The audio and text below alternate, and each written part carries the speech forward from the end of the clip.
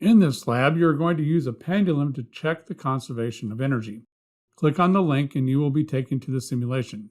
Click on the arrow and choose Intro. You should see a single pendulum and a ruler. Measurements of height mentioned in the procedure will be done with this ruler, with measurements taken along the end of the blue dashed line up to the midpoint of the pendulum bob, marked with a straight line, or from an imaginary line extended horizontally from the bottom of the dashed line. You will extend the pendulum bob to 2 different angles and for 2 different pendulum lengths to gather the data to fill the data table. Once you have your table filled with data, you're ready for the analysis. The analysis of this lab is going to be calculation intensive. There are going to be many repetitive calculations done by putting your data into the same equations over and over.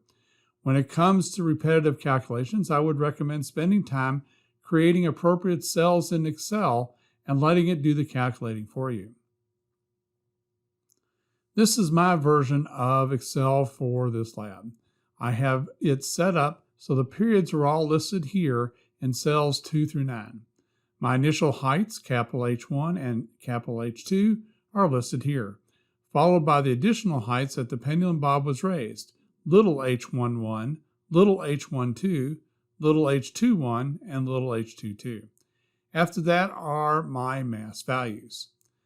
For angles, they are listed in cells 2 through 9 as well, but there is a column next to those for calculating the angle in radian measure. In order to use the equation for getting the final velocity later on, the angles must be in radian measure. Once you have a column created for the angles in radians, go to the first blank cell, type equals J2 times 3.1416 divided by 180, or whatever cell your angle is in. This will take your angle in degrees, multiply it by pi to 4 decimal places, then divide by 180 to complete the conversion to radians. You can copy this cell and pull it all the way down parallel to your angles, and you will see each of them converted. The last data entry column would be for length of the pendulum. It might be convenient to list the individual lengths for each run. With care, if you don't want to do this, you can have further calculations that need the length to reference whatever cells you place your lengths in. And after that, there are 5 columns I used for doing calculations with the data. For the final velocity, I put the formula given in the first cell, starting with an equal sign, then putting the cell numbers of where the formula can find the data for that run. This can be repeated for all runs. Make sure if you are copying that it does reference the appropriate cell.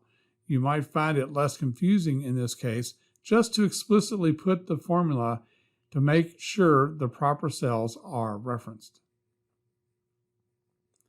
The next column squares the numbers of the previous cell. So, equals M2 times M2, for example. This one you can copy all the way down. The next 2 are the calculations of kinetic energy and potential energy. Their formulas are given in the write-up, though again, when you put them in the cell where you want the number to appear, make sure you reference the appropriate cells. Again, this might be a case of doing each cell individually rather than doing a copy and then having to go in and fix it. The last column compares the kinetic energy value to the gravitational potential energy value.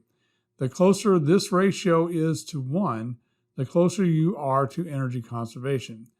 You would simply have equals O2 divided by P2, for example, if those are the columns and cells you have your energy values located. This lab is all about calculations. There are no graphs. If you use Excel to do the calculating, then you will want to copy those columns that involved calculating. So the final velocity column, the final velocity squared column, the kinetic energy column, the potential energy column, and the ratio of energy column. To make it clear when you copy your columns into Word, you should put your mouse in the cell with the final velocity label in it, hold down the mouse button and highlight all that is to be copied. In the font section, you will see a small grid box. Click on it and the drop-down menu choose All Border. Then you're ready to copy it into the write-up on its own page following the questions. The rest of the columns should already have their numbers in the data tables, so there is no need to duplicate that. Make sure that the questions are answered and the data tables are not blank, and you're ready to submit your Word document to Blackboard.